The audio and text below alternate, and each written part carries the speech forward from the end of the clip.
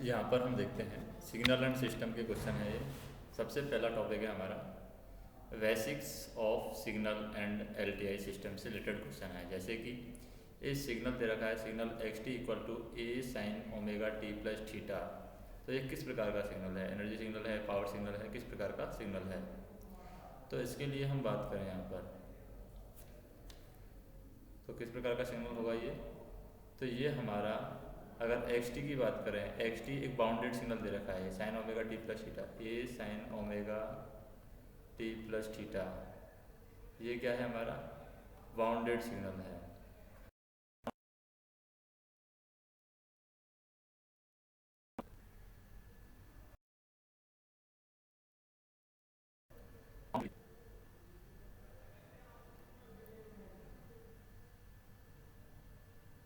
Bounded signal दे रखा है, साथ में ये पीरियोडिक सिग्नल भी दे रखा है। यानी एक्स टी एक बाउंडेड सिग्नल है और एवरी बाउंडेड पीरियोडिक सिग्नल क्या होता है? एवरी बाउंडेड पीरियोडिक सिग्नल हमारा पावर सिग्नल होता है। तो एवरी बाउंडेड पीरियोडिक सिग्नल हमारा क्या होता है? पावर सिग्नल होता है। नेक्स्ट हम देखें, जैसे कि ये क्वेश्चन है the value of integral minus pi by two से plus pi by two del T cos three T by two D T if del T is the delta function. तो हमें इंटीग्रेशन की वैल्यू निकालनी है। तो del T हमारा delta function दे रखा है। तो जैसे हम बात करें यहाँ पर इसको हम सॉल्व करें तो सॉल्व क्या होगा? डेल टी हमारा डेल्टा फंक्शन है। तो अगर टी की वैल्यू हम क्या रख दें? डेल टी डेल्टा फंक्शन है तो टी की वैल्यू क्या होगी? जीरो। यानी टी की जगह हम जीरो रख दें तो ये हो जाएगा cos zero integral minus pi by two से पाई बाई टू करेंगे तो कॉस जीरो बाहर आ जाएगा, थ्री टी बाई टू क्योंकि टी इक्वल टू जीरो रख दिया। डेल टी डेल्टा फंक्शन है हमारा, डेल टी डे फंक्शन है, डेल्टा फंक्शन है मतलब टी इक्वल टू जीरो रख दिया। डेल्टा फंक्शन में इस तरीके का सिग्नल होता है डेल टी। तो इसका मतलब टी इक्वल टू जीरो पर, टी इक्वल टू जीरो पर ये थ्री टी ये कॉस जीरो हो जाएगा पूरा और इधर इंटीग्रेशन रह जाएगा माइनस पाई बाई टू से पाई बाई टू और फिर डेल टी डी टी, ये इंटीग्रेशन रह जाएगा। अब इसकी भी वैल्यू बात करें, कॉस जीरो की वैल्यू क्या होती है? वन होती है, ये वन हो जाएगी और ये पाई बाई टू में से पाई बाई टू और प्लस पाई बाई टू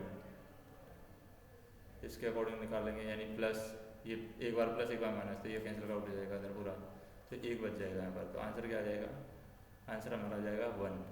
तो ये वन आंसर होगा क्योंकि हम देखें क्या होता है कॉन्सेप्ट हमारा यहाँ पर कि जब भी हम इंटीग्रेशन निकालते हैं del of T zero X T का इंटीग्रेशन निकालते हैं तो ये क्या आता है? X of T zero del of T zero, ये हो जाएगी इनिशियल वैल्यू। यानी इसका जीरो करते हैं तो यहाँ भी जीरो हो जाता है। तो इसका मतलब हम कह सकते हैं कि माइनस पाई बाई टू से pi by two del of T D T equal to होता है वन। तो ये पूरा वन होगा और एक कॉस जीरो है, कॉस जीरो की वैल्यू वन होती है, उसके अकॉर्डिंग ये वन आ जाएगी आंसर। नेक्स्ट हम देखें which of the following is false statement, यानी कि रॉन्ग स्टेटमेंट कौन सा है इनमें से? तो रॉन्ग स्टेटमेंट हम देखें, जैसे कि पहला दे रखा है हमारा, क्या दे रखा है? Del T U T D T दे रखा है। इसका मतलब अगर हम यू टी डी टी का डिफरेंशिएशन करते हैं D of D T U T, इसका डिफरेंशिएशन करते हैं D by D T U T तो ये आता है हमारा डेल टी। तो इंटीग्रेशन गलत है यहाँ पर, डिफरेंशिएशन करते हैं तब सही है। या हम कह सकते हैं कि यू टी की जो वैल्यू है, यू टी की वैल्यू होगी integration of del T D T, लेकिन यू टी गलत है यहाँ पर। तो ये पहला ऑप्शन ही गलत है, बाकी हमारे सही हैं यहाँ पर। जैसे टी डेल है, del dash T del T हो जाएगा, टी डेल टी है वो जीरो हो जाएगा, cos t del t minus pi है, ये माइनस के डेल t माइनस पाई हो जाएगा। सिर्फ ये है हमारा कि D of D T U T है वो डेल टी होता है, और यू टी अगर हम निकालेंगे तो इंटीग्रेशन चला जाएगा इधर, integration del T D T हो जाएगा। तो ये फॉल्स स्टेटमेंट है, बाकी तीनों स्टेटमेंट सही है। ये स्टेटमेंट, ये स्टेटमेंट, ये स्टेटमेंट सही है।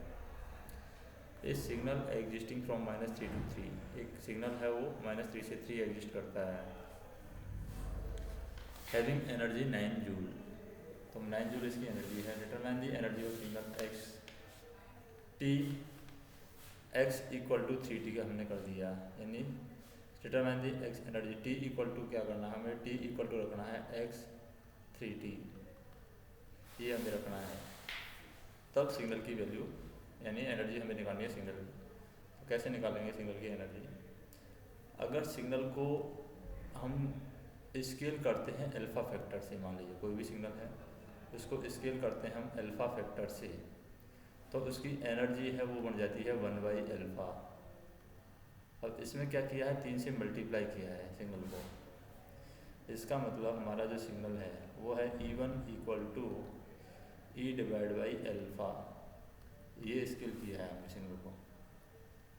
सिग्नल को जब x से अल्फ़ा करते हैं तो 1/x हो जाता है, यानी अल्फ़ा से अगर सिग्नल को स्केल करते हैं तो 1/α हो जाता है। अगर 3t से सिग्नल को हमने क्या किया है, स्केल किया है, तो जैसे E1 equal to E divide by factor है, तो E हमारा पहले क्या था, पहले हमारा था 9 जूल, तो 9 जूल डिवाइड बाई कितने फैक्टर से स्केल हो रहा है, 3 से, क्योंकि 3xt आ रहा है, तो इसका मतलब 3 का भाग दे देंगे तो यह आ जाएगा 3 जूल। तो 3 जूल हमारा आंसर आ जाएगा, क्योंकि जो सिग्नल है उसको हमने 3 से स्केल किया है, इस वजह से 3 का भाग चला जाएगा। नेक्स्ट हम देखें, find the period of signal 2 cos 2πt + 4 sin 8πt। इस सिग्नल का पीरियड हमें निकालना है। तो सिग्नल का पीरियड कैसे निकालेंगे? इस सिग्नल का जो पीरियड है इस 2πt और 8πt, तो t1 की जो वैल्यू है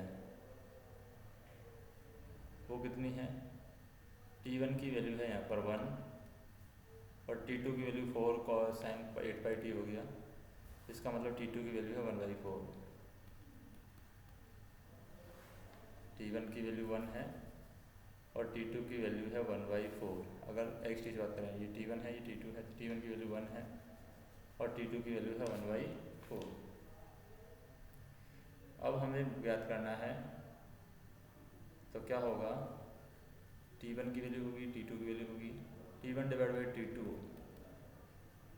that is equal to 1 divide by 1/4 हो जाएगा, तो 4 ऊपर चला जाएगा। इसका मतलब रेशनल नंबर है xt है वो पीरियोडिक सिग्नल है। पीरियोडिक सिग्नल है, इसका मतलब टाइम कैसे निकालेंगे, time equal to LCM of t1 and t2। t1 and t2 का LCM क्या होगा, दोनों में किसका भाग जा सकता है, 1 का भाग जा सकता है, तो LCM क्या होगा, 1 सेकंड है। दोनों का भाग 1 में जा सकता है, तो LCM हम लिख देते हैं 1 सेकंड, तो 1 सेकंड हमारा आंसर हो जाएगा। ये हमारा आंसर है। नेक्स्ट हम देखें, जैसे कि find the power and energy of unit step sequence. Power and energy of unit step sequence. तो यूनिट स्टेप सीक्वेंस की पावर और एनर्जी हमें फाइंड करनी है। कैसे फाइंड करेंगे? तो यूनिट स्टेप सिग्नल होता है हमारा, इसकी पावर को फाइंड करने के लिए हमें डिस्क्रीट टाइम सिग्नल की पावर निकालनी होगी। डिस्क्रीट टाइम सिग्नल, तो डिस्क्रीट टाइम सिग्नल की जो पावर होती है वो होती है u of n, discrete time signal की पावर। तो ये हो जाएगी Pn equal to limit s tends to infinite 1/2n + 1 summation of n equal to -n से +n u of n square. अब इससे हम निकाल सकते हैं, इससे कैसे निकालेंगे, un की वैल्यू है 1 होगी n ग्रेटर देन 0 के लिए, यानी un की वैल्यू होगी हमारी 1 किसके लिए, n ग्रेटर देन 0 के लिए। अब जैसे हमने समीशन कर लिया है इसमें, तो हमें क्या करना है, लिमिट डाल देनी है, limit H tends to infinite, limit N tends to infinite n plus one divide by two N plus one, वो डायरेक्टली प्रोपोर्शनल टू हो जाएगी हमारी 1/2 के, 1/2, क्योंकि n इक्वल टू इनफाइनाइट है, n इक्वल टू इनफाइनाइट मतलब हमारा हो गया 1/0,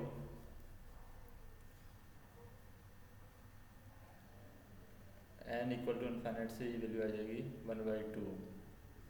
तो एनर्जी हमारी क्या हो जाएगी, एनर्जी हमें निकालनी थी, तो एनर्जी हो जाएगी E N equal to minus infinite से इनफाइनाइट u ऑफ n का square that is equal to infinite. तो ये एनर्जी हो जाएगी हमारी इनफाइनाइट।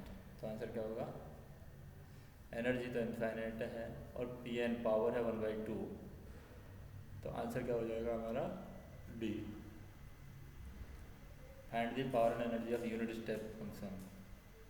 तो यूनिट स्टेप या unit step sequence U N का जो पावर और एनर्जी है, पावर 1/2 है और एनर्जी है इनफाइनाइट।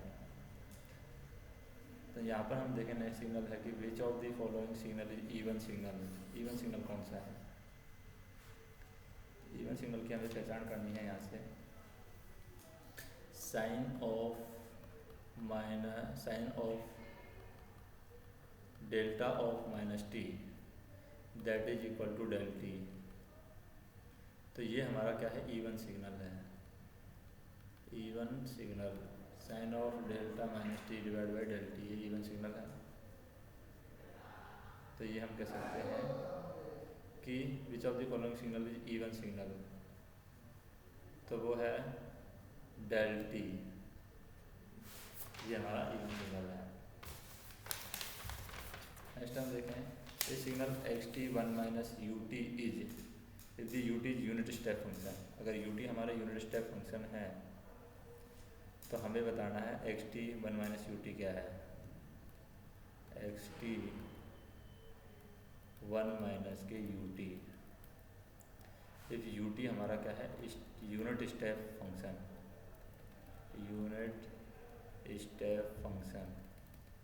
अगर यू टी हमारा यूनिट स्टेप फंक्शन है तो एक्स टी की वैल्यू हमें निकालनी है। तो एक्स टी वैल्यू कैसे निकालेंगे, एक्स टी है, एक्स टी की वैल्यू टी लेस देन 0 के लिए, एक्स टी की वैल्यू है टी लेस देन 0 के लिए, और 0 है टी ग्रेटर देन 0 के लिए, यूनिट स्टेप फंक्शन के लिए। तो इसका मतलब हमारा सिग्नल क्या है, सिग्नल है हमारा एंटी कॉजुअल। तो ये सिग्नल होगा एंटी कॉजुअल। फिर discrete time sequence is given by, discrete time sequence किसके द्वारा दिया जाएगा, डिस्क्रीट टाइम सीक्वेंस जब यहाँ पर दे रखा है, एक साथ पे दे रखा है सिर्फ ये, if x1n equal to x equal to 3n, x equal to 3n कर दिया है तो वैल्यू क्या होगी। तो सिग्नल को 3 डेसिमिनेशन से क्या कर दिया है, डेसिमिनेटेड बाई फैक्टर ऑफ 3। मैंने एक्शन की वजह रखी है x 3n, तो 3 से मल्टीप्लाई करना है। 3 वाला हम ले लेते हैं, इसमें से सिग्नल क्या आ जाएगा, x1n इक्वल टू 1 के बाद में ये तीनों छोड़ दे, क्या है 3n, तीसरा नंबर 4 1 4 के बाद में तीसरा अक्षर 7 के बाद में तीसरा अक्षर 10 के बाद में तीसरा अक्षर 13 और 7 पे ये लगाना है। तो ये 3 से हमने स्केल कर दिया पहले, तो यानी 3 के फैक्टर से स्केल कर दिया है, ये वैल्यू आ गई हमारी 1 4 7 10 13। तो ये हमारा आंसर हो जाएगा। नेक्स्ट हम देखें, जैसे a signal xt is given below represent in standard signal as, तो स्टैंडर्ड सिग्नल किस तरीके से रिप्रेजेंट किया जाएगा, ये सिग्नल दिखाया गया हमारे। तो स्टैंडर्ड सिग्नल सबसे पहले तो लीनियर रिलेशन है, तो लीनियर रिलेशन हमने आर टी से दिखा दिया है। तो हमने सबसे पहले क्या किया, लीनियर रिलेशन है उसको आर टी से दिखा दिया, ये वाला रिलेशन है, ये हमारा आर टी हो जाएगा। अब आर टी में से हमें फिर आगे का सिग्नल देखना है। अब आर टी में से ये वाला जो पोर्शन था, ये हाफ झुक करके, जैसे इसको जाना था यहाँ पर, तो ये आधा झुका है। इसका मतलब F22 की जो वैल्यू होगी, जैसे F1t की जो वैल्यू है वो तो होगी हमारी आर टी। अब दूसरा स्लॉप है यहाँ से जो झुका है, दूसरे स्लॉप F22 के लिए देखें हम, F2t, F2t के लिए होगा ये माइनस के आर, तो ही था ये माइनस के आर, फिर t-1, ये दूसरी गलती है, t-1 इस पॉइंट से, यानी प्लस रहना था तो माइनस हो गया, रेडी हुआ है माइनस आर t-1। तीसरा हम देखें, तीसरा क्या है, तीसरा तो नीचे आया ही है, यानी यहाँ से नीचे आया तीसरा। इसका मतलब तीसरे के लिए हम देखें F3t,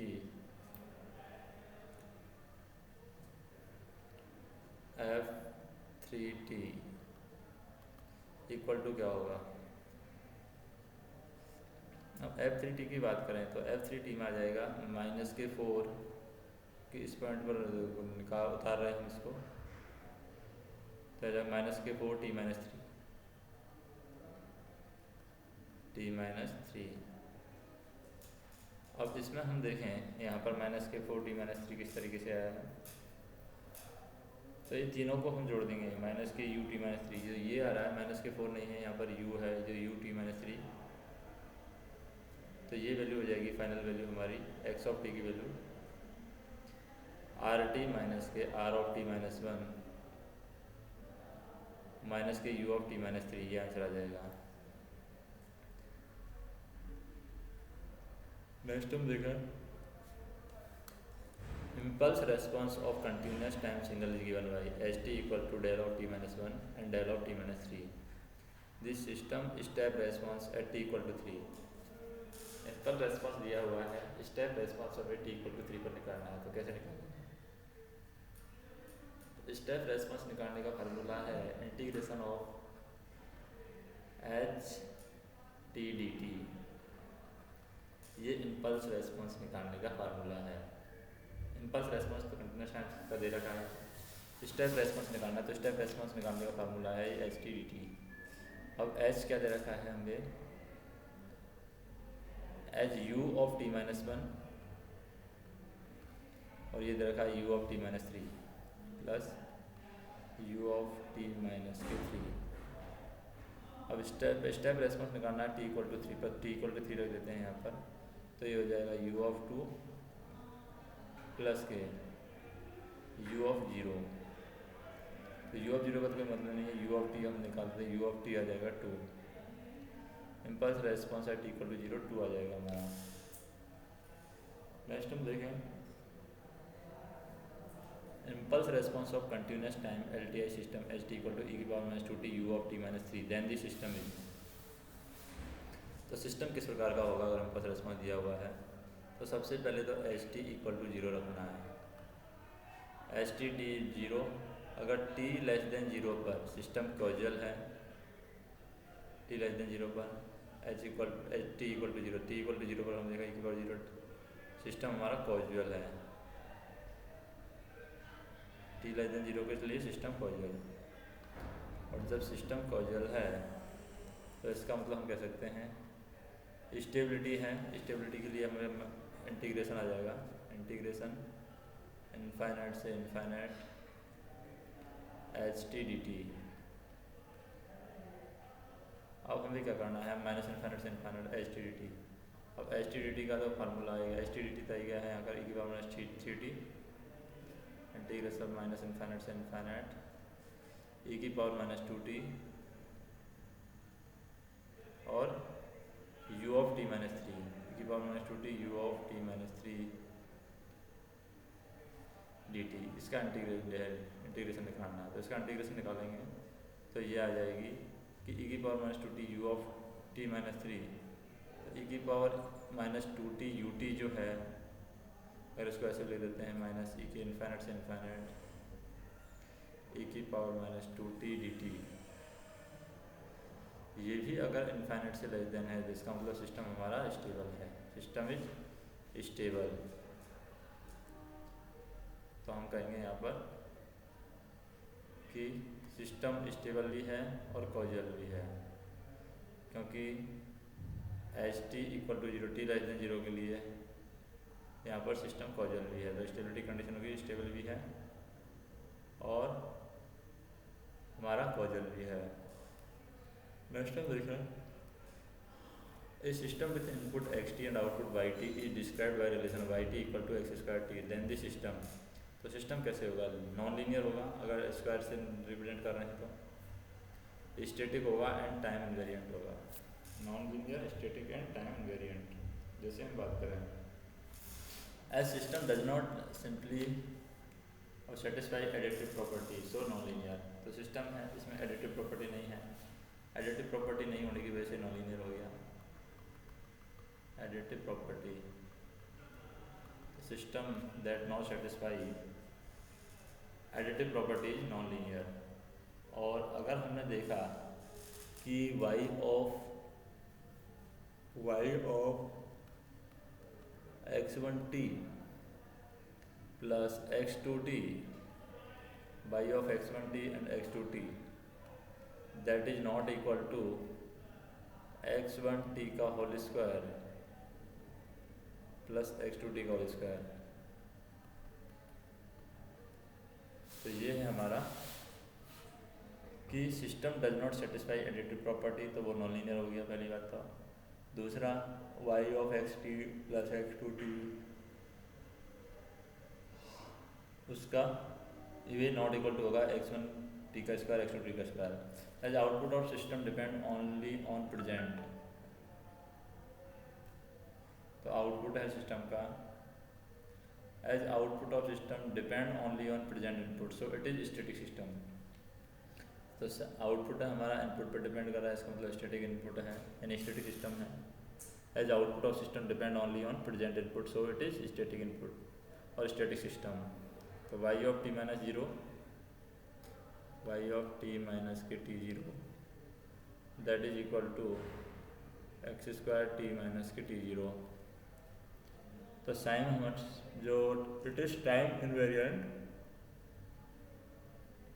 सिस्टम, तो ये हमारा टाइम इनवेरिएंट सिस्टम भी है। नेक्स्ट हम देखिए consider two sequence x n and h n. तो हमें एक्स एन और एच एन की वैल्यू को मल्टीप्लाई करना है, लेंथ कितनी हो जाएगी, यहाँ पर लेंथ हो जाएगी 1 2 3 5 6 लेंथ हो जाएगी। 6 लेंथ कैसे हो जाएगी, 1 2 0 4 5।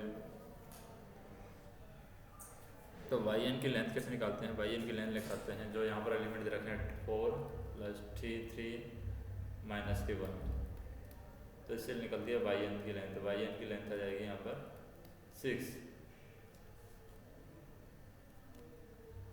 यहाँ पर हम देखें जैसे कि for a continuous time LTI system which is incorrect, तो कंटिन्यूस टाइम एलटीआई सिस्टम के लिए कौन सा ऑप्शन यहाँ पर इनकरेक्ट है। तो कंटिन्यूस टाइम एलटीआई सिस्टम के लिए हम निकालें तो वो होगा हमारा जैसे कि u t into u t या आर टी हो जाएगा, ये सही है।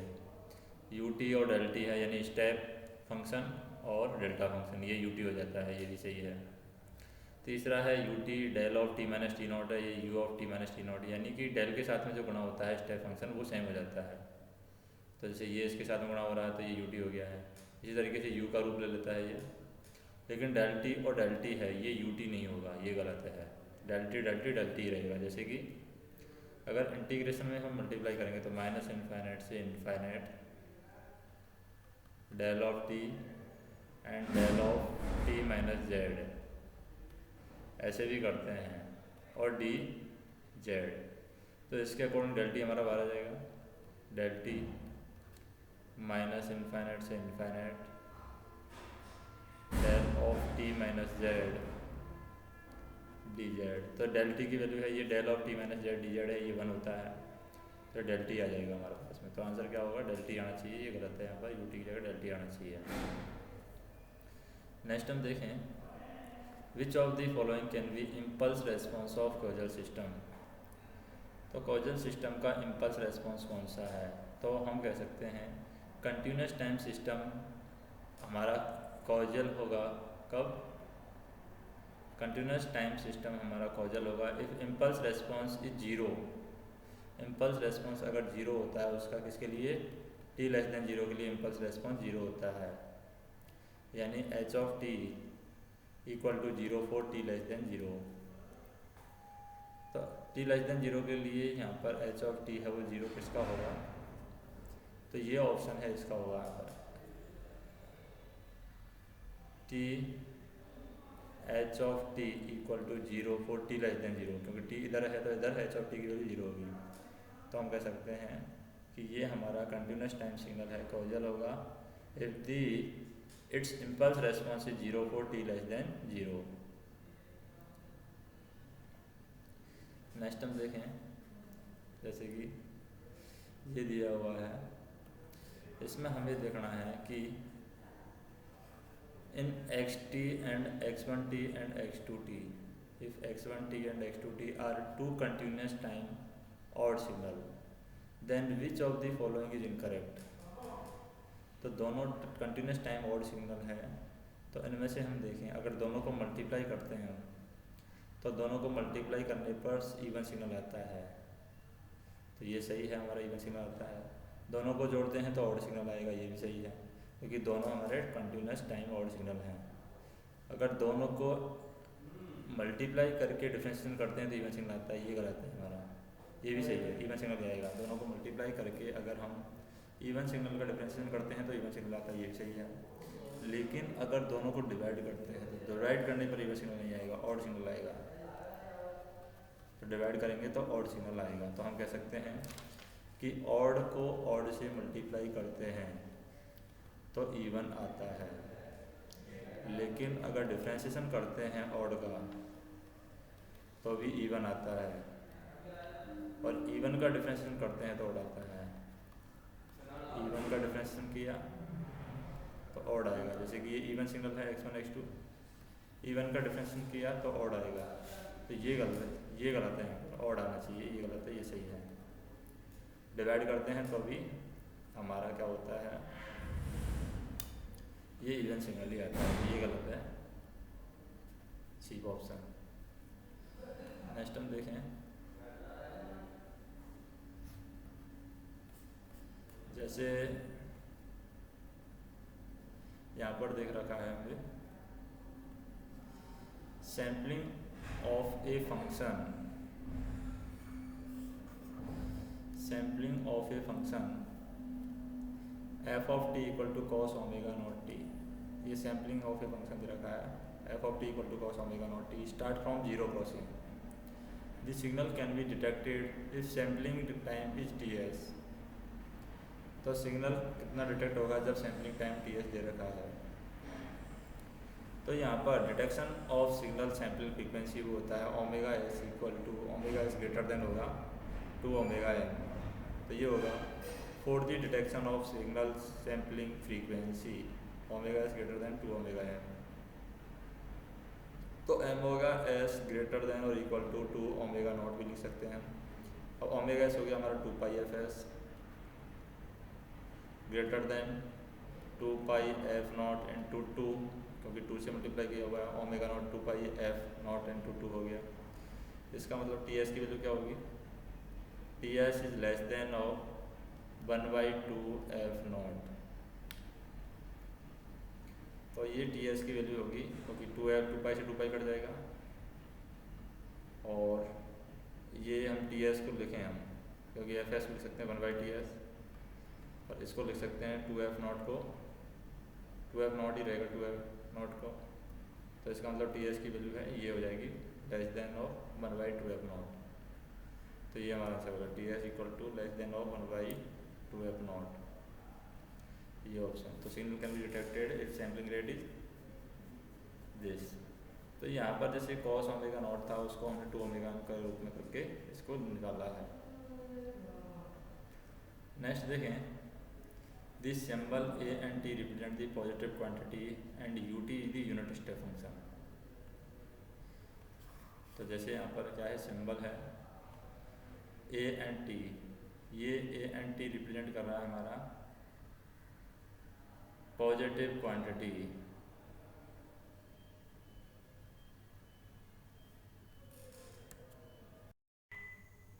यहाँ पे हम देखें जैसे कि symbol of A and T represent positive quantities and U T unit step function. U t क्या है, हमारा यूनिट स्टेप फंक्शन है, और ए एंड टी हमारे दोनों शो कर रहे हैं represent positive quantities.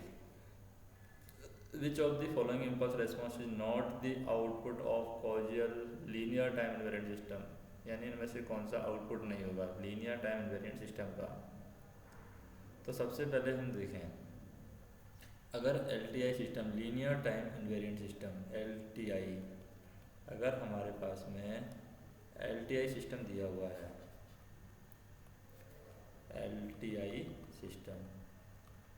LTI system हमारे पास में दिया हुआ है, वो भी लीनियर टाइम इनवेरिएंट सिस्टम, अगर वो कॉजियल है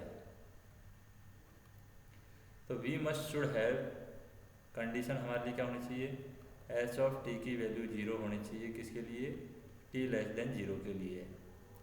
if we see the option a, c and d, the u t is multiplied that function, ut is multiplied, that means their impulse response are 0 for negative value, क्योंकि ut इनमें सब में multiplied है, इसका मतलब क्या है, u a c and d, the ut is multiplied, that means their impulse response are 0 for negative value of time, hence they are क्यूजल। तो ये 1 3 d ये क्या है, सब क्यूजल है। क्यों है क्यूजल, क्योंकि ut की वैल्यू है t लेस देन 0 के लिए नेगेटिव होगी। तो if we see that there ut is multiplied, that means their impulse response are 0 for negative value of time, so they causal. If we check option v, अगर option v को हम check करते हैं, यहाँ पर ये वाला चेक करें हम, तो h ऑफ t की वैल्यू क्या होगी, h of t equal to 1 plus e की पावर माइनस AT ut, ये हो गया हमारा h ऑफ t। अब we can see h of t is 1 for t less than 0, t less than 0 के लिए भी 1 है, क्योंकि इनमें सब में t प्लस टी आ रहा है, यहाँ पर प्लस टी आ रहा है, t प्लस टी या t माइनस टी आ रहा है। इसका मतलब हम कह सकते हैं कि ये वाला सिस्टम है 2 वाला, ये नॉन कॉजल रिप्रेजेंट करेगा, नॉन कॉजल। नेक्स्ट देखें, the value of minus infinity से इन्फिनिटी की power minus t del of 2t minus 2dt, where del T is the direct delta function, direct delta function है del t. तो हमें निकालना है यहाँ पर इसकी वैल्यू, इंटीग्रेशन की वैल्यू। तो इंटीग्रेशन निकालें तो हम स्केलिंग प्रॉपर्टी से निकालेंगे इसका इंटीग्रेशन। स्केलिंग प्रॉपर्टी क्या कहती है, डेल ऑफ AT, तो स्केलिंग प्रॉपर्टी हम लगाएं यहाँ पर,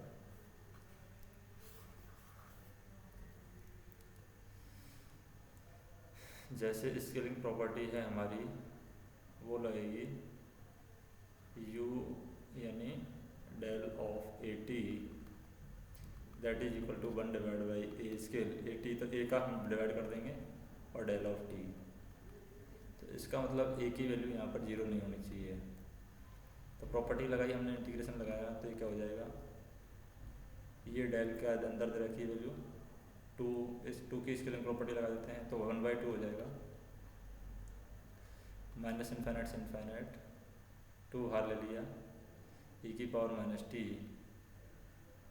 del of t minus 1 and dt, तो 2 बाहर ले लिया तो 2 नीचे चला गया, 1/2 हो गया।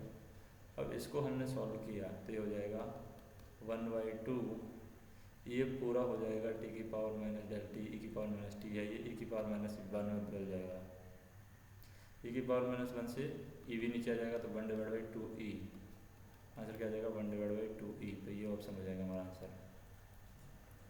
नेक्स्ट हम देखें, जैसे कंसीडर ए LTI सिस्टम, इस LTI सिस्टम को कंसीडर करना है with impulse response of h of t equal to e की power minus 5t ut।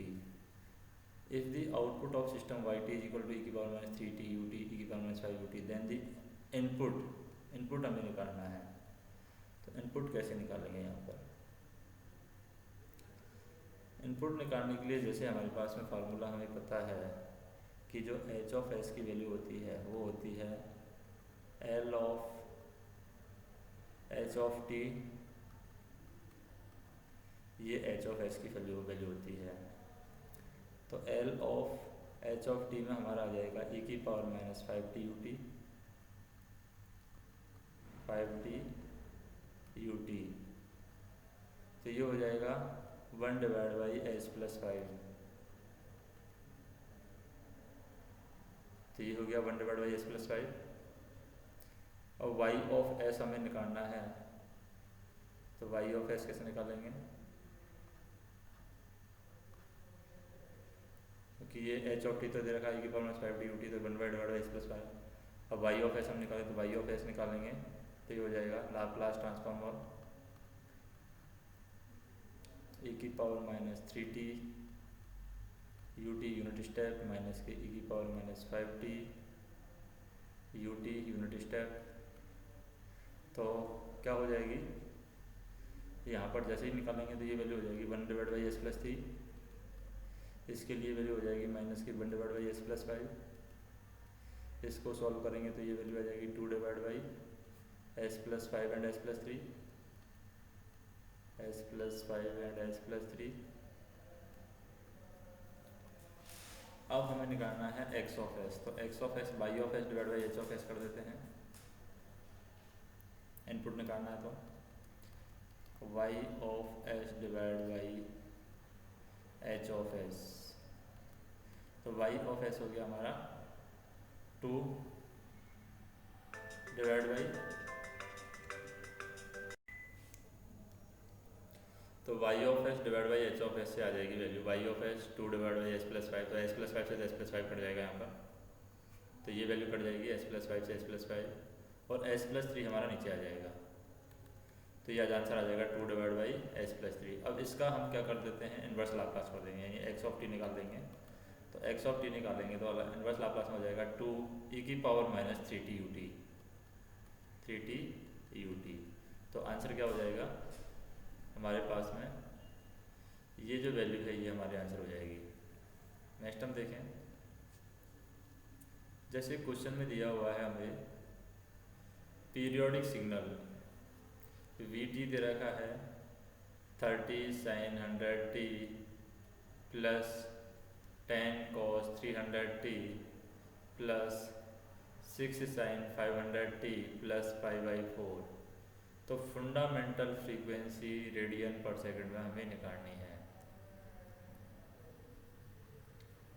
Fundamental frequency in radian per second है, तो कैसे निकालेंगे fundamental frequency in radian per second? Omega 1 की वैल्यू होगी यहाँ पर 100 रेडियन पर सेकंड है। ओमेगा 2 की वैल्यू होगी 300 रेडियन पर सेकंड है। ओमेगा 3 की वैल्यू होगी 500 रेडियन पर सेकंड है, 500 रेडियन पर सेकंड है। तो ये तीन वैल्यू ओमेगा 1, ओमेगा 2, ओमेगा 3। तो इनकी फंडामेंटल फ्रीक्वेंसी क्या होगी? फंडामेंटल फ्रीक्वेंसी, तो इनकी जो फंडामेंटल फ्रीक्वेंसी होगी वो होगी SCF, that is equal to omega 1, omega 2, omega 3। तो ये होगी 100 radian per second, 100 radian per second, omega 1, omega 2, omega 3। तो ये होगी वैल्यू 100 रेडियन पर सेकंड। ये वैल्यू होगी। नेक्स्ट हम देखें,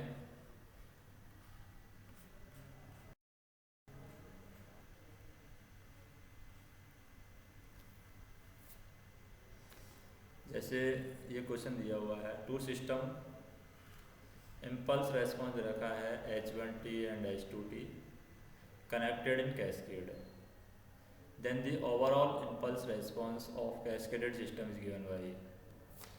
तो ओवरऑल इम्पल्स रेस्पॉन्स है, overall impulse response of cascaded system is given by.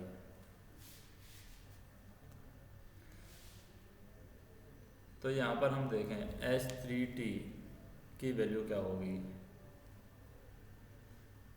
H3T की वैल्यू होगी H1T मल्टीप्लाई H2T। तो ये होगी H3T की वैल्यू, क्योंकि हमने कैस्केड किया तो मल्टीप्लाई हो जाएगा दोनों।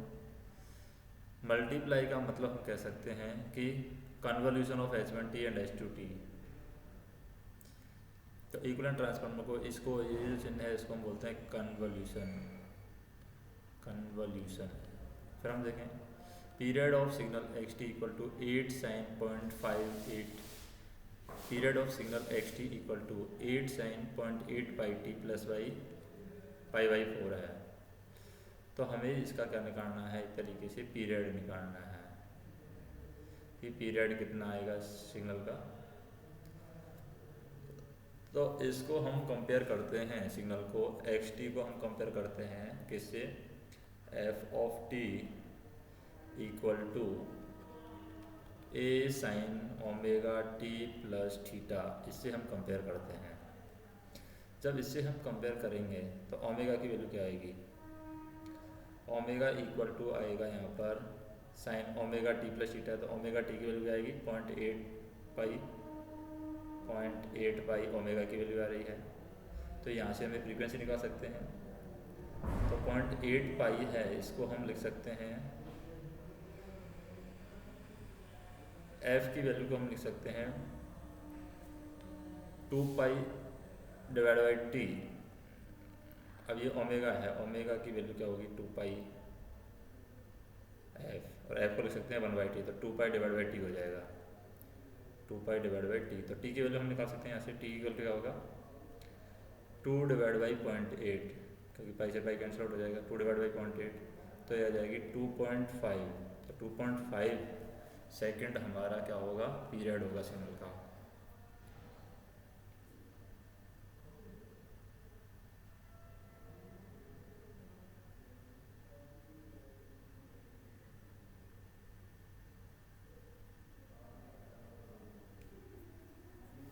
नेक्स्ट हम देखें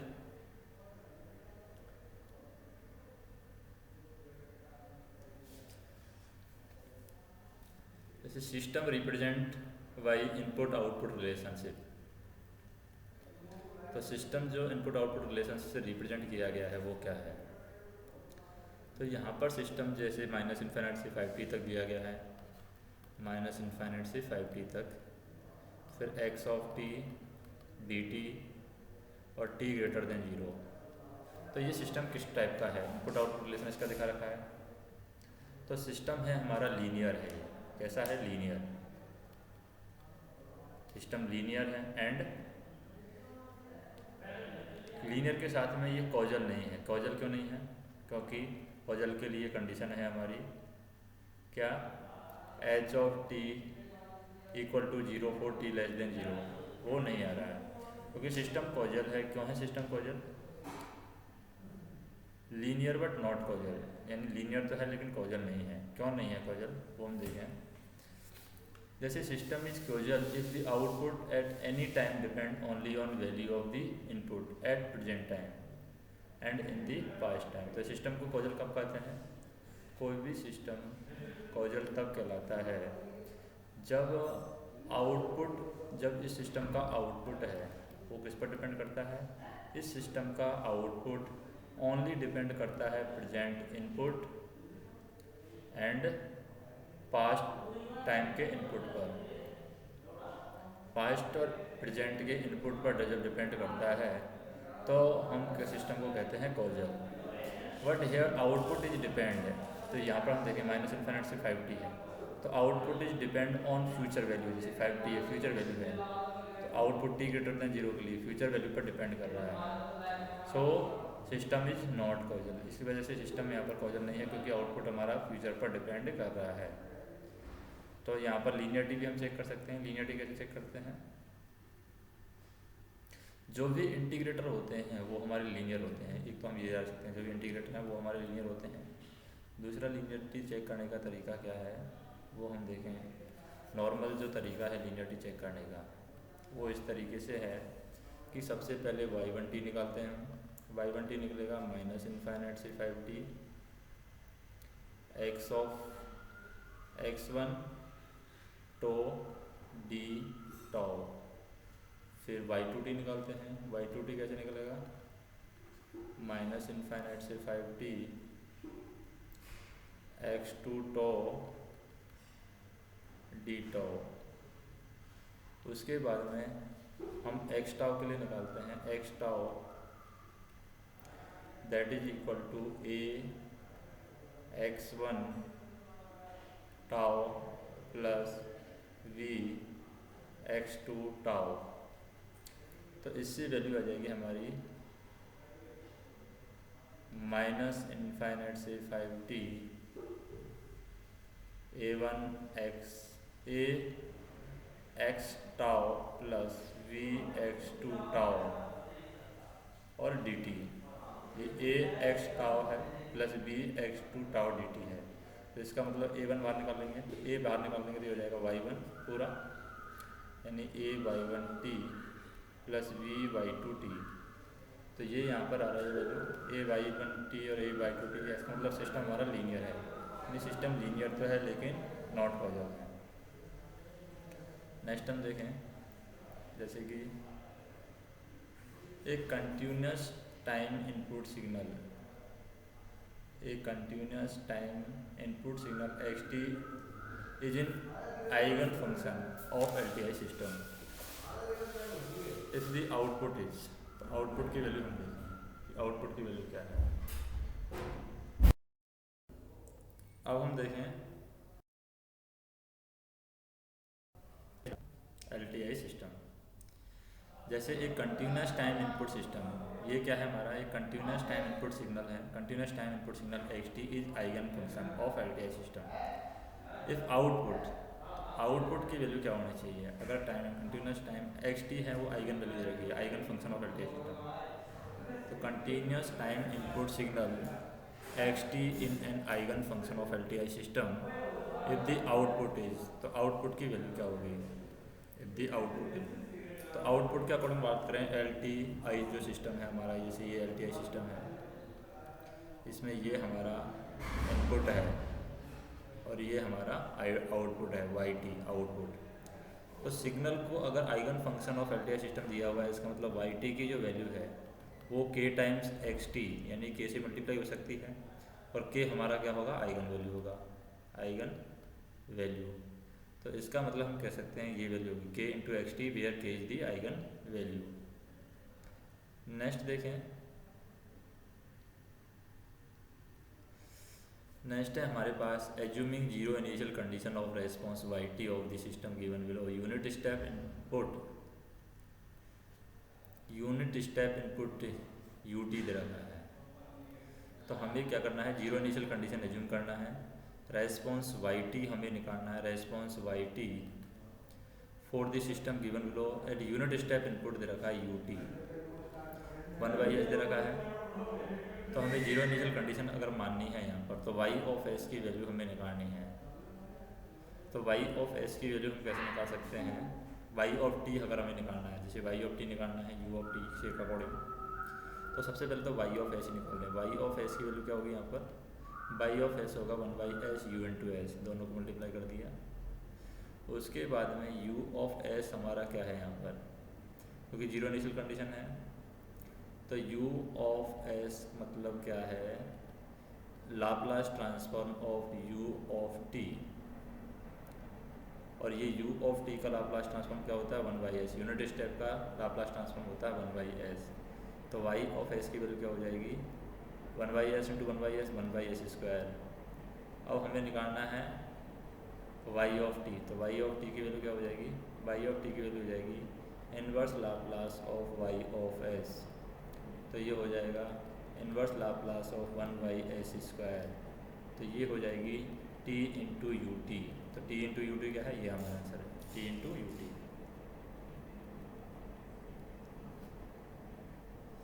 नेक्स्ट देखें,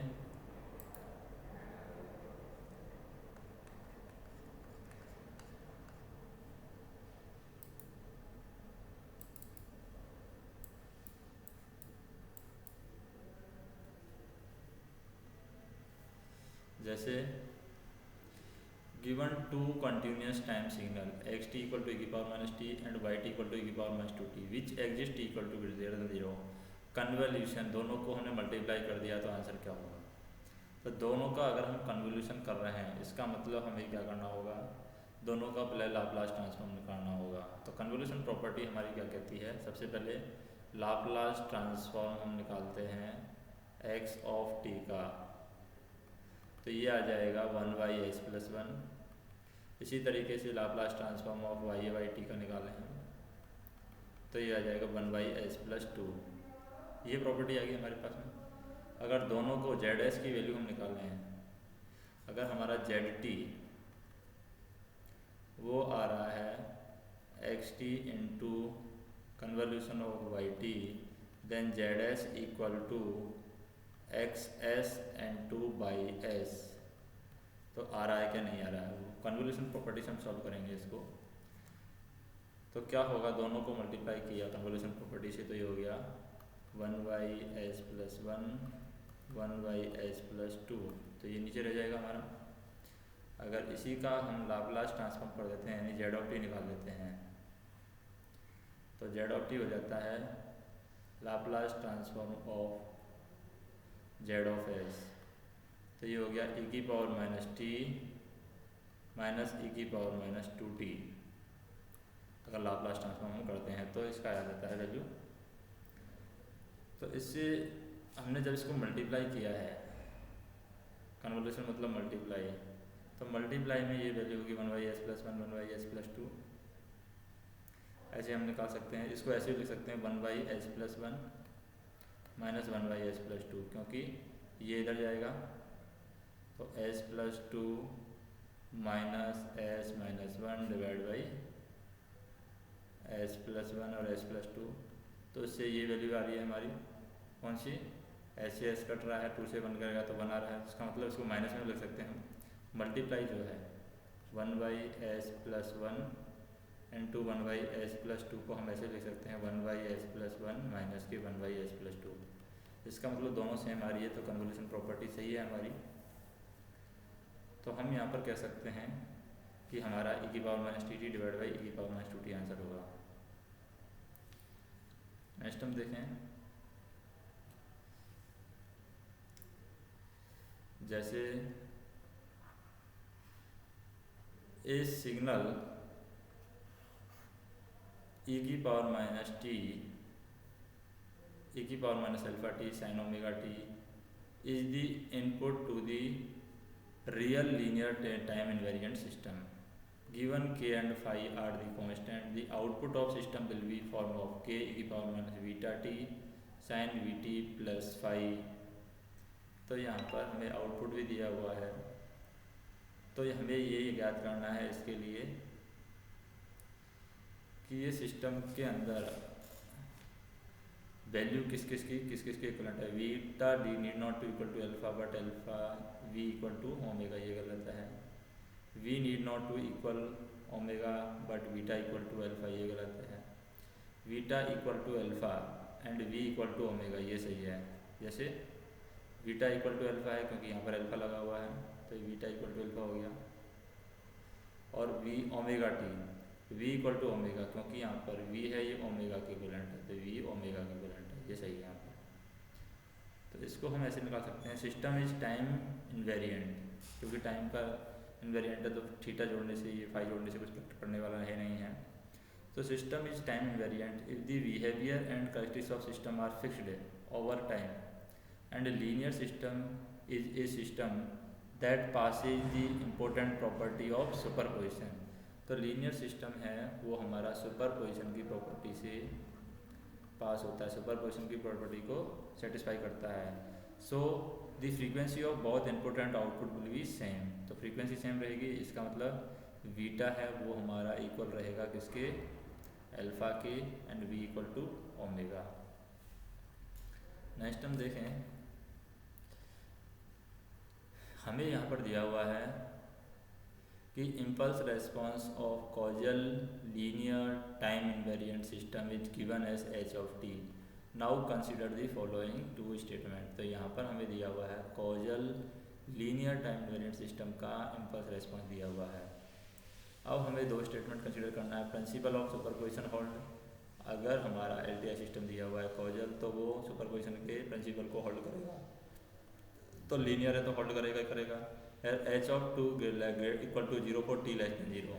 तो जब भी हम क्या करते हैं कॉजल सिस्टम के लिए अप्लाई करते हैं, तो कॉजल सिस्टम की कंडीशन यही है कि h of t equal to 0 for t less than 0। तो linear system is a system that passes the property of superposition. तो लीनियर सिस्टम है सुपरपोजिशन की प्रॉपर्टी को होल्ड करता है, तो ये बात सही है यहाँ पर।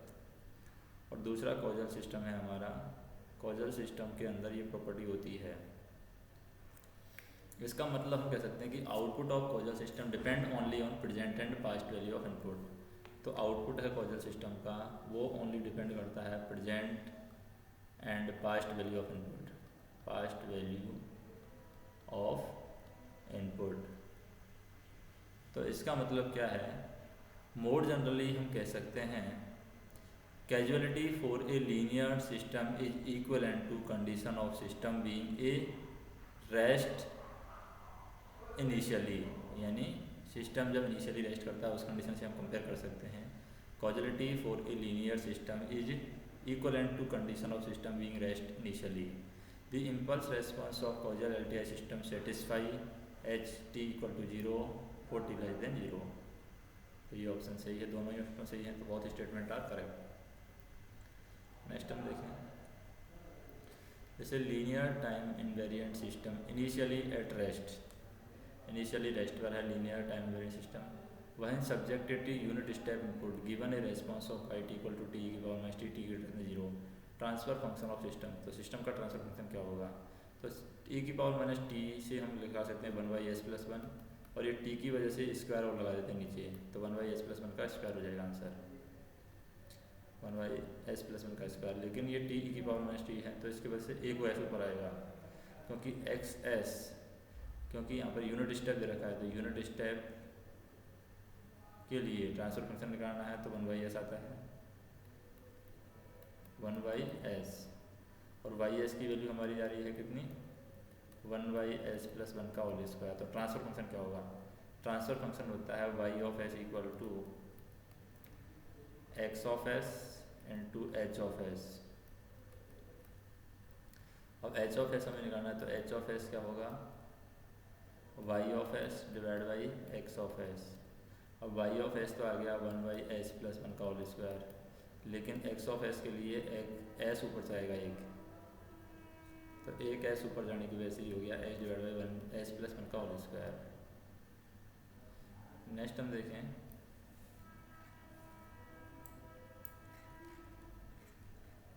जैसे कि differentiator has transfer function,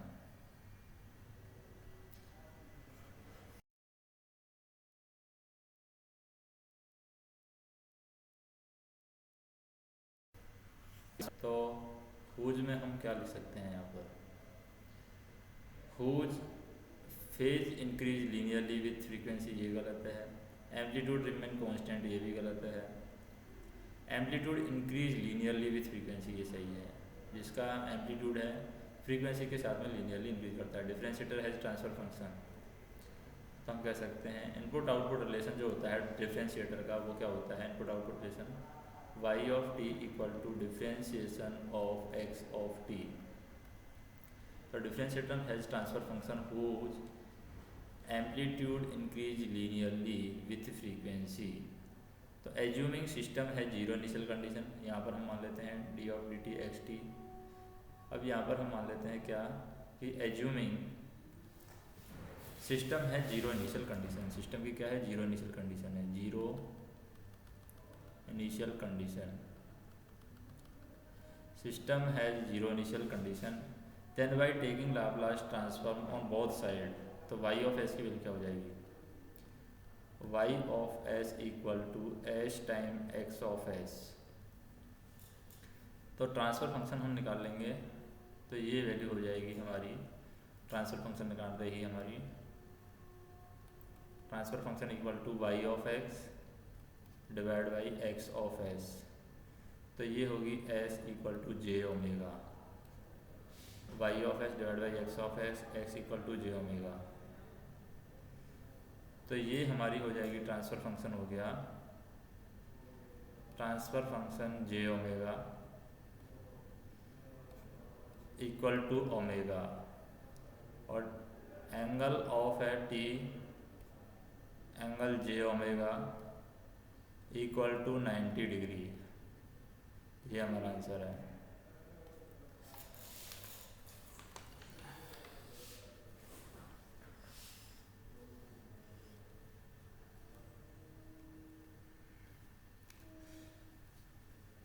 T angle of j omega equal to 90 degree, ये हमारा आंसर है। तो इसका मतलब क्या है? इसका मतलब हम कह सकते हैं कि amplitude increase linearly with frequency, कि फ्रीक्वेंसी भी चेंज हो रही है और ये एंगल भी चेंज हो रहा है। एम्पलीट्यूड है इंक्रीज विथ लीनियरली फ्रीक्वेंसी। अब है Fourier Laplace and z transform से रिलेटेड क्वेश्चन है कुछ। Fourier transform, Laplace transform and z transform.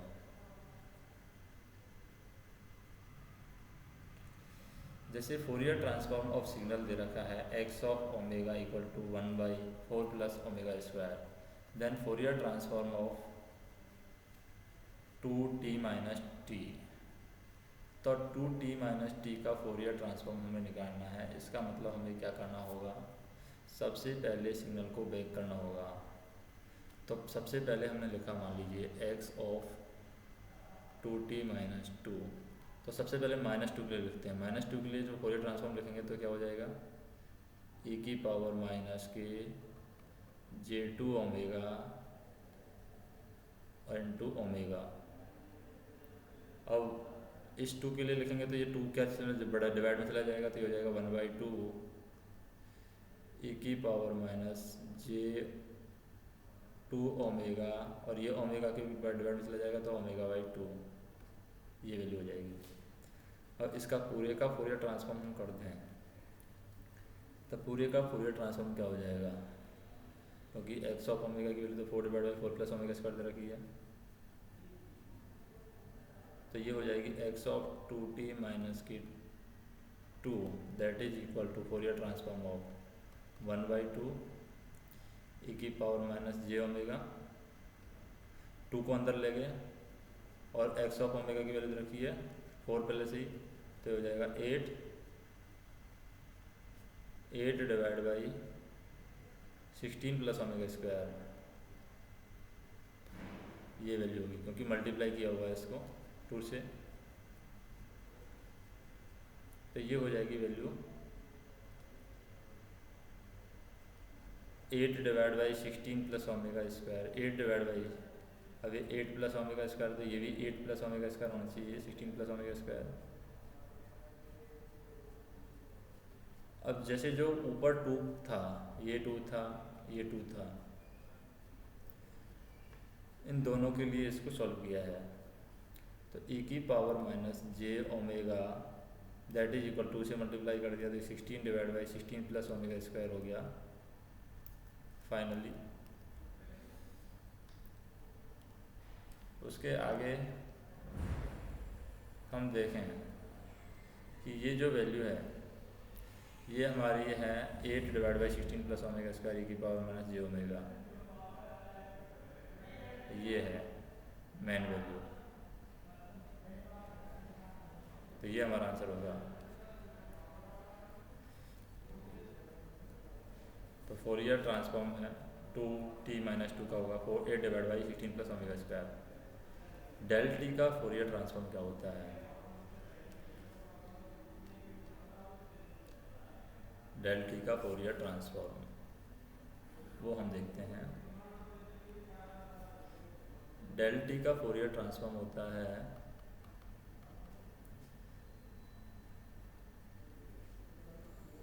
अगर इंटीग्रेशन भी हम निकालते हैं इसका तो माइनस इन्फाइनाइट से इन्फाइनाइट निकलेगा। डेल ऑफ टी ई की power minus j omega t D t, तो ये हो जाएगा ई की power minus j omega 0 into 0 से infinite del of T D t, तो ये वैल्यू हो जाएगी 1। तो हम कह सकते हैं डेल टी का फोरियर ट्रांसफॉर्म होता है 1। नेक्स्ट निकालें कि continuous time signal is real and odd in time domain then its frequency domain signal is। Time domain में कोई रियल और ऑड है सिग्नल, तो फ्रीक्वेंसी डोमेन में क्या होगा? अगर टाइम डोमेन में रियल एंड ऑड है तो फ्रीक्वेंसी डोमेन में उसके चांस होंगे रियल का बन जाएगा इमेजिनरी, इमेजिनरी एंड ऑड होगा, क्योंकि सिस्टम जो दिया हुआ है टाइम डोमेन में दिया हुआ है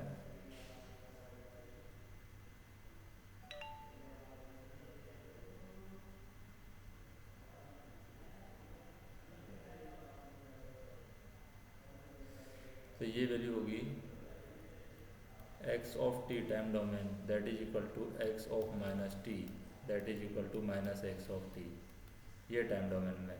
तो x of omega that is equal to x of minus omega that is equal to minus x of omega, तो इसका मतलब इमेजिनरी एंड ऑड होगा, imaginary and odd.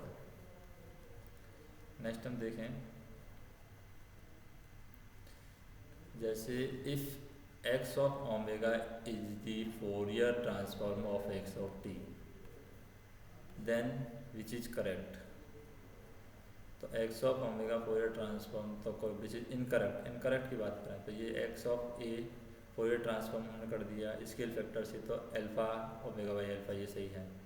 x of t minus T Fourier transform करना तो e की power में j omega T not x of omega कर दिया, ये सही है। नेक्स्ट हम देखें x ऑफ टी ई की पावर में जे ओमेगा टी फोरियर ट्रांसफॉर्म किया था ओमेगा प्लस ओमेगा नॉट, ये गलत है यहाँ पर, क्योंकि इसका अगर हम करते हैं फोरियर ट्रांसफॉर्म तो क्या आएगा,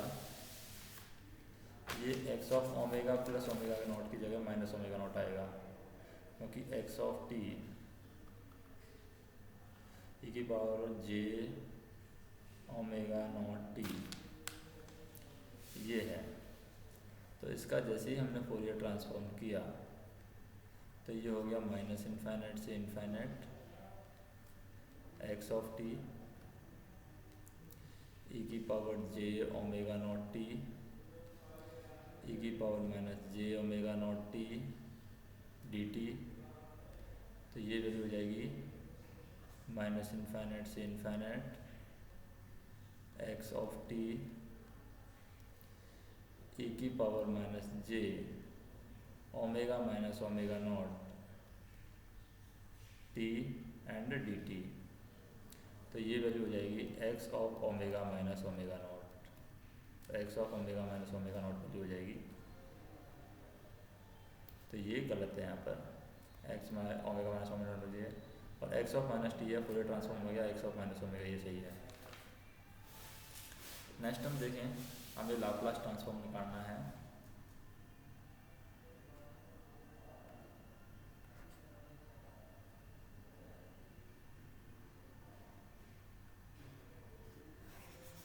जैसे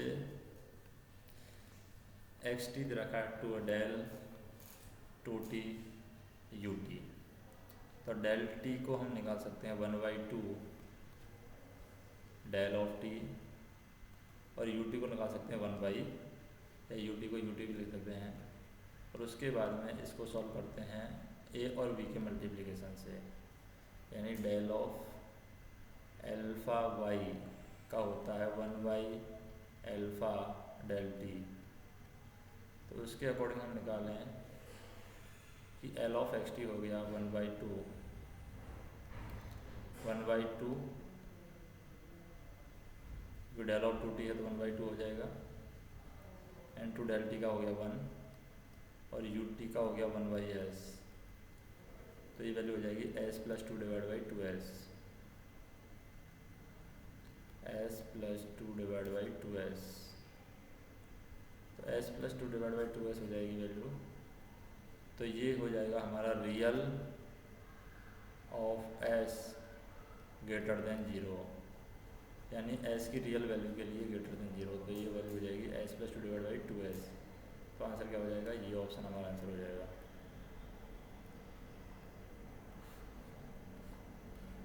नेक्स्ट हम देखें,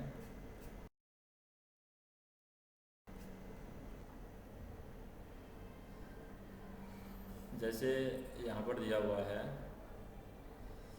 Laplace transform of signal f of t is given by f of s equal to 2 divide by s 1+s at t equal to infinite the value of f of t। तो f of t की value क्या होगी,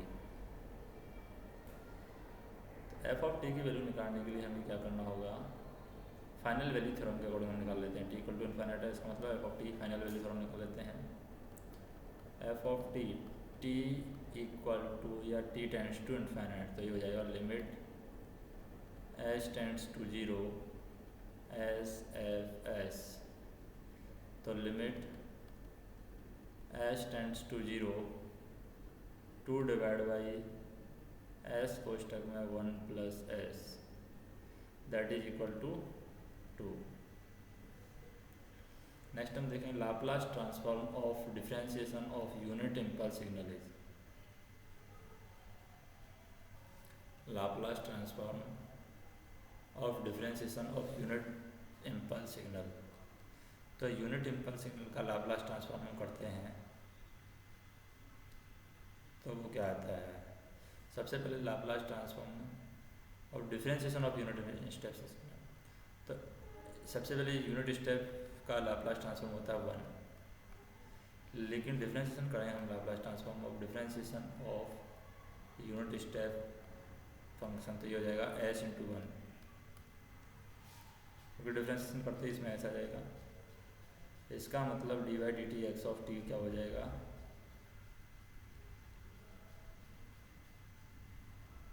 Laplace transform of d/dt x of t जो कि input है वो हो जाएगा s/1,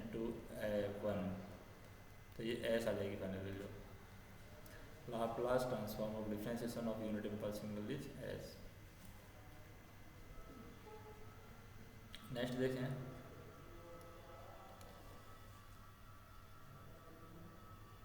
जैसे क्या दिया हुआ है pole 0 plot of continuous time LTI system, pole 0 plot of continuous time LTI system with transfer function h s is given on the system is stable. तो सिस्टम स्टेबल है, किसके लिए सिस्टम स्टेबल है, तो इन आर्बिट्रेरी कंट्रोल सिस्टम के लिए हम देखें LTI system to be stable if ROC of its transfer function should be include j omega axis। अगर ROC के अंदर j omega axis आ रहा है तो इसका मतलब हमारा सिस्टम क्या है, सिस्टम ROC माइनस इन्फिनिट से इन्फिनिट रियल ऑफ s -1 से बना रहा है, इट इज़ टू साइडेड। तो सिस्टम टू साइडेड यहाँ पर इन्फिनिट है क्योंकि पोल सारे क्या हैं, ROC हैं।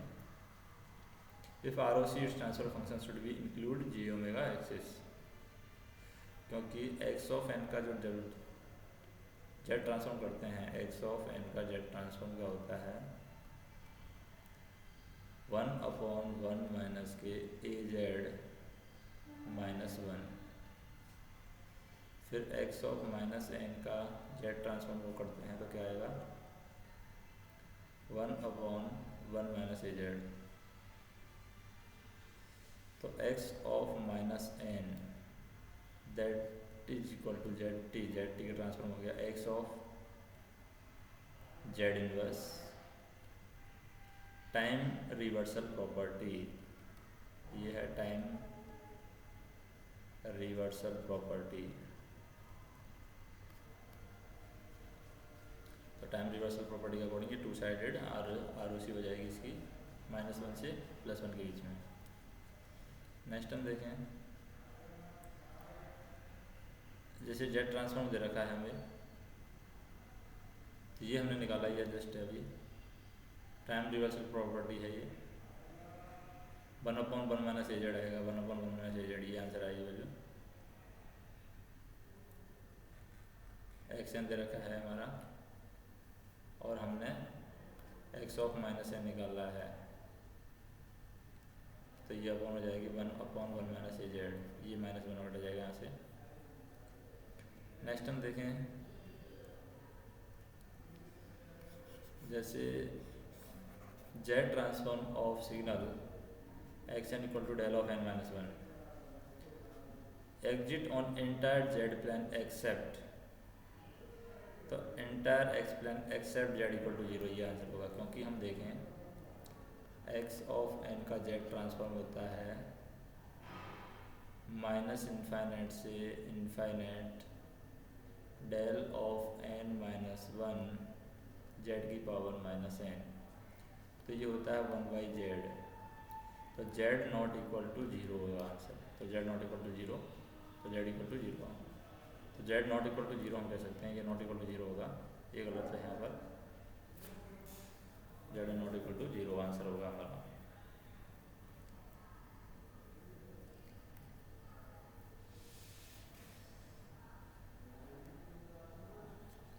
यानी z नॉट इक्वल टू 0 आना चाहिए, नॉट इक्वल टू 0 मतलब 0 नहीं होना चाहिए, तो ये आंसर होगा z equal to 0।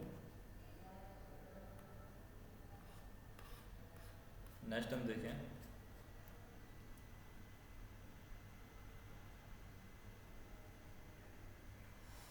If xz is the z transform of signal xn, then correct one is, तो xz है z ट्रांसफॉर्म है xn का, तो करेक्ट क्या होगा यहाँ पर,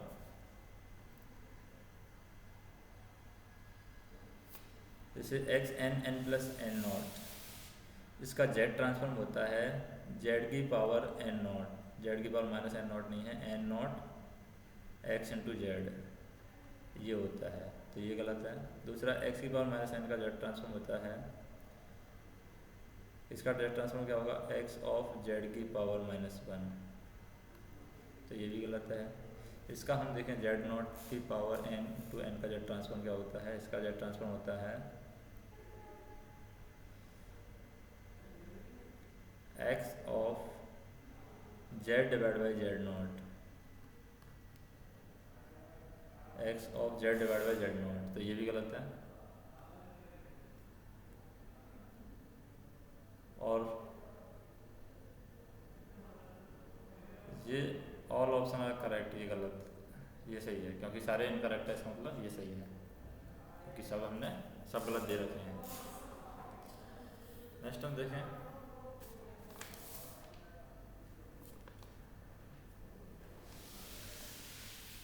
consider the Z transform of x of z 2 + 3 z की पावर -1, 0 से इन्फिनिट के बीच में, देन xn की वैल्यू क्या होगी, तो xn की वैल्यू हमें निकालनी है इसमें। 2 + 3 की पावर z -1 है, इसका मतलब inverse Z transform x of z क्या होगा, डेल ऑफ n निकाल लें हम, डेल ऑफ n होता है z transform 1, del of n का z ट्रांसफॉर्म 1 होता है, इसका मतलब हम डेल ऑफ n को लिख सकते हैं z ट्रांसफॉर्म ऑफ z की पावर -1 डेल ऑफ n, इसका मतलब x ऑफ n की वैल्यू क्या हो जाएगी, x ऑफ n की वैल्यू हो जाएगी 2 del n + 3, z इनवर्स को लिख सकते हैं डेल ऑफ n - 1, तो 2 del n + 3 del n - 1, तो ये हमारा आंसर हो जाएगा। 2 del n + 3 del n - 1 की जगह यहाँ पर आ जाएगा ये n - 1, ये +1 की जगह आएगा -1, ये गलत है, यहाँ पर ये -1 होगा। नेक्स्ट हम देखें, जैसे कि यहाँ पर क्या दिया हुआ है, f of x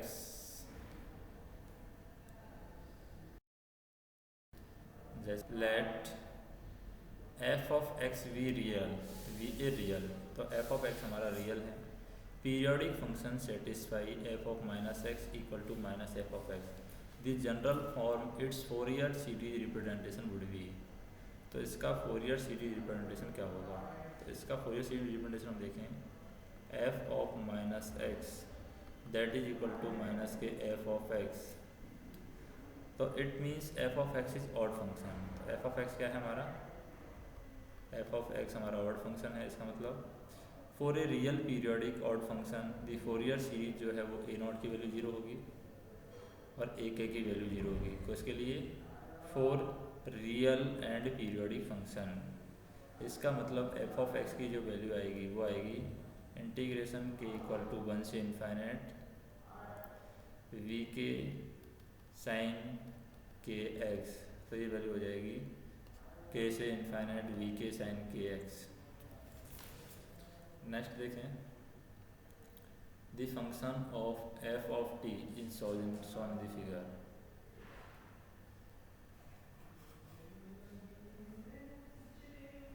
function of F of T shown in the figure, तो एफ ऑफ टी है तो फोरियर ट्रांसफॉर्म क्या होगा? F of omega four of F of T.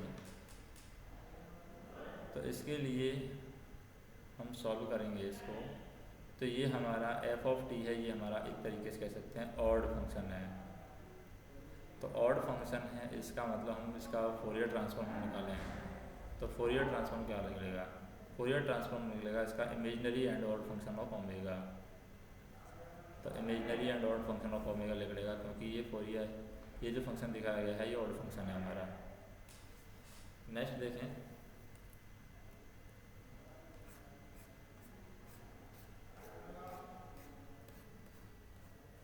जैसे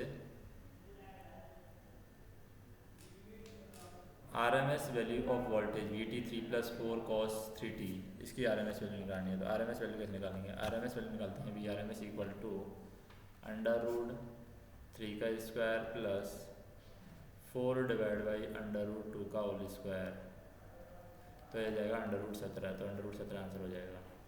what is the R M S value of voltage wave form shown in the figure. तो figure में जो wave form दिखा रखी है उसकी आर एम एस वैल्यू क्या होगी?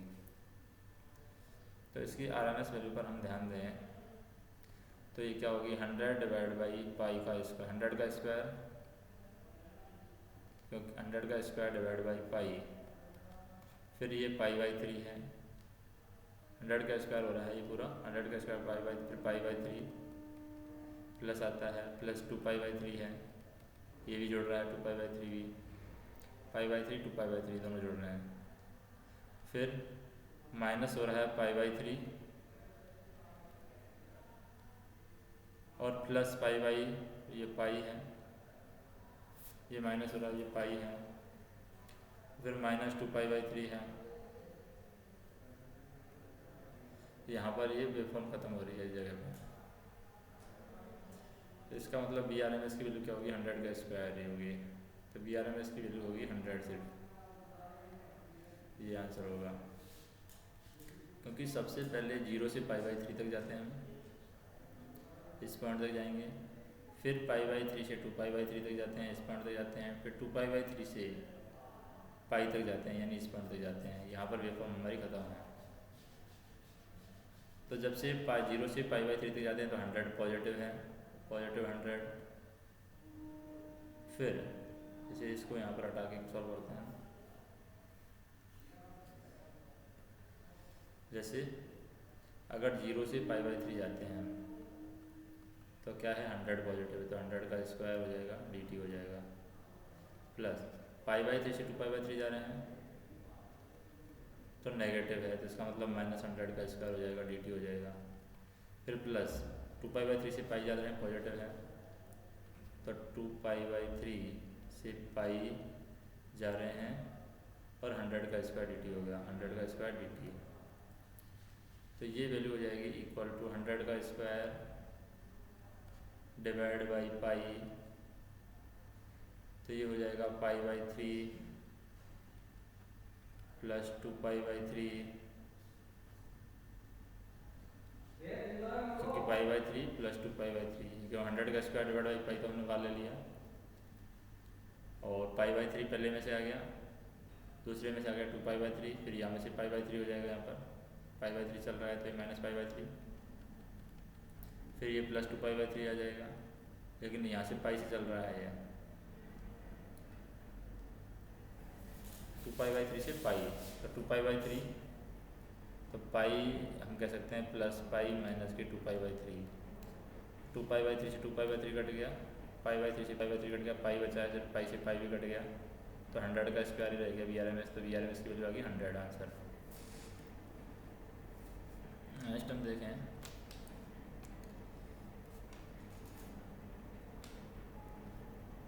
ये दिया हुआ है हमारे पास में periodic rectangular signal xt has a waveform shown in the figure, frequency of fifth harmonics of its spectrum is, तो इसके स्पेक्ट्रम की फिफ्थ हार्मोनिक्स की फ्रीक्वेंसी क्या होगी, तो फंडामेंटल फ्रीक्वेंसी फिफ्थ हार्मोनिक्स है f output equal to 1/4 into 10⁻⁻3, ये है वैल्यू, तो ये हो रही है 250 हर्ट्ज है, तो फंडामेंटल फ्रीक्वेंसी होगी 1/4 इंटू 10⁻⁻3, ये 4 है, तो इसके अकॉर्डिंग वैल्यू आ गई हमारी f आउटपुट आ रहा है फंडामेंटल फ्रीक्वेंसी 1/T0, तो फिफ्थ हार्मोनिक फ्रीक्वेंसी है 5f0, 5f0 मतलब 1250 का 5 मल्टीप्लाई कर दिया तो 1250 हट जा गया। नेक्स्ट हम देखें Laplace transform f of t दे रखा है 2y√t into pi t divide by pi and s की power -3/t, f of s है यहाँ पर, f of t and f of s है s की पावर -3t। फिर हमें निकालना है Laplace transform of gt 1/πt, यानी f ऑफ t का डिफरेंशिएशन कंप्लीट किया। तो जैसे हम बोथ साइड अगर हम कर लेते हैं यहाँ पर लाप्लास ट्रांसफॉर्म लेते हैं तो इसको ऐसे सॉल्व कर सकते हैं हम,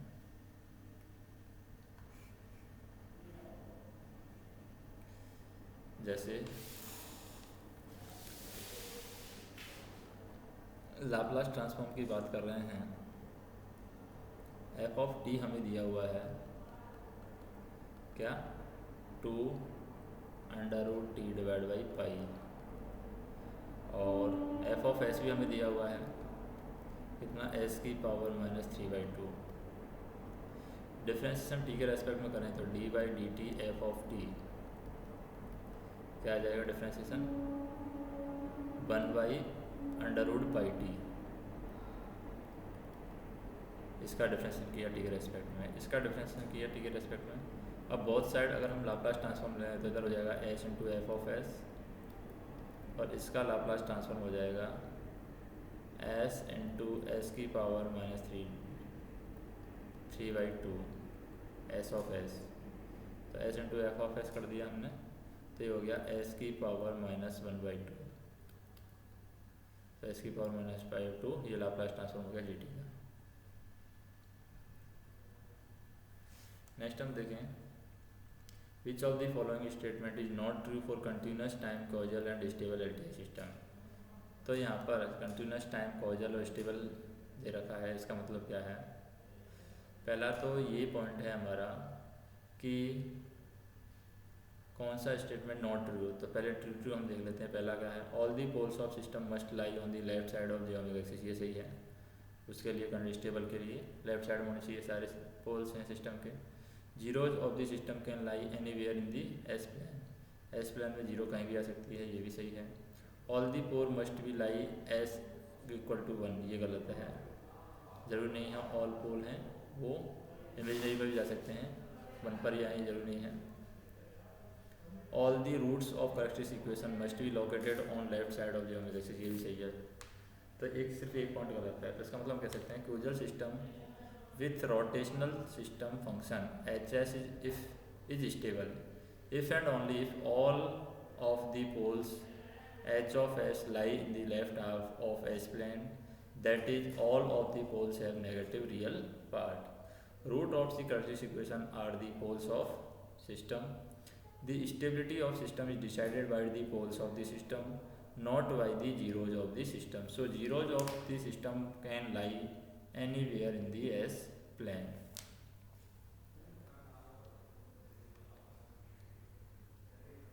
नेक्स्ट हम देखें, जैसे दिया हुआ है unilateral Laplace transform f of t, unilateral Laplace transform f of t 1/s² plus s plus 1, the unilateral Laplace transform of t f of t. तो यूनिलैटरल हमें दे रखा है, इसका मतलब हम लाप्लास ट्रांसफॉर्म किया s² S plus 1 S plus T, तो t into F of T क्या हो जाएगा, t into F of t ये हो जाएगा dy/ds एफ ऑफ एस, और एफ ऑफ एस हमें देखे 1/s² plus s plus T. तो इसका मतलब हम कह सकते हैं t into F of T से, t into F of T है यहाँ पर, t into F of T से हो जाएगा 2s plus 1 divide by s² plus s plus 1 का होल स्क्वायर। तो ये आंसर हो जाएगा हमारा 2s plus 1 divide by s² plus s plus 1 का होल स्क्वायर। डिफ्रेंशिएशन में पढ़ते हैं एफ ऑफ एस का इसके कंपेरिजन में। तो डिफ्रेंशिएशन किया तो 2s प्लस 2 हो रहा है ये, क्योंकि s का 1 हो रहा है 1 1 2 हो रहा है, तो उसके अकॉर्डिंग ये वैल्यू हो जाएगी। नेक्स्ट हम देखें the function of y t satisfy the following differential equation. Del T हमारा है delta function, assuming zero initial condition, denoting the unit step function u t and y t can be of the form, तो d/dt y of t e plus y of t equal to del t is the delta function and assuming zero initial condition, the denoting the unit step function ut and yt can be of form। तो ये हो जाएगा हमारा Laplace transform हम लेते हैं d/dt y of t plus y of s, d/dt y of t plus y of t equal to del t। तो taking Laplace transform हम करते हैं, इसका लाप्लास ट्रांसफॉर्म लेते हैं, टेकिंग लाप्लास ट्रांसफॉर्म। तो लाप्लास ट्रांसफॉर्म करेंगे तो ये हो जाएगा s y of s plus y of s equal to 1। तो y of s की वैल्यू होती है 1/s plus 1, y of s की वैल्यू होती है 1/s प्लस 1, और y of t की वैल्यू होती है e की power minus t u of t। तो ये हमारा आंसर होगा y of t equal to e की power minus t u of t।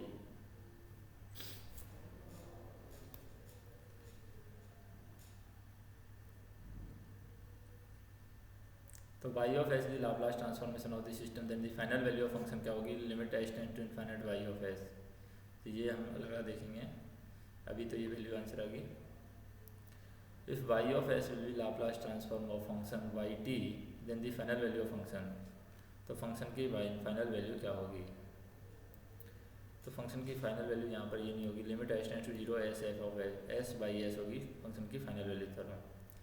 According to the final value theorem, the value of any signal t tends to infinite can be founded by Laplace transform of that signal from f of infinite that is equal to limit s tends to 0 s f s, and the initial and final value theorem are basically unilateral transform property, as they can apply only to signal f of t that are identically 0 for t greater than 0, that are identically 0 for t less than 0। तो उसके लिए ये apply होगी। Next हम देखें, जैसे यहाँ पर है एक band limited signal with a maximum frequency of 5 Hz to be sampled। According to the sampling theorem, the sampling frequency in kilohertz which is not valid। तो sampling frequency है वो होनी चाहिए f of s greater than 2fm। तो 2 FM हो रही है हमारी 10 किलो हर्ट्ज, तो 2 FM हो रही है 10 किलो हर्ट्ज। 10 किलो हर्ट्ज से ऊपर की ही हमारी सफिशिएंट है, तो 10 किलो हर्ट्ज से ऊपर की हमारी ये गलत है, ये गलत है, ये गलत है। तो वैलिड कौन सी है, सिर्फ ये वाली वैलिड है। तो according to sampling theorem f of s is greater than 2 FM। तो ग्रेटर देन 2 FM, तो नॉट वैलिड ये है हमारी, बाकी ग्रेटर देन 2 FM ये तीनों हैं, तो ये तीनों सही हैं। तो 5 kilo hertz is not valid sampling frequency.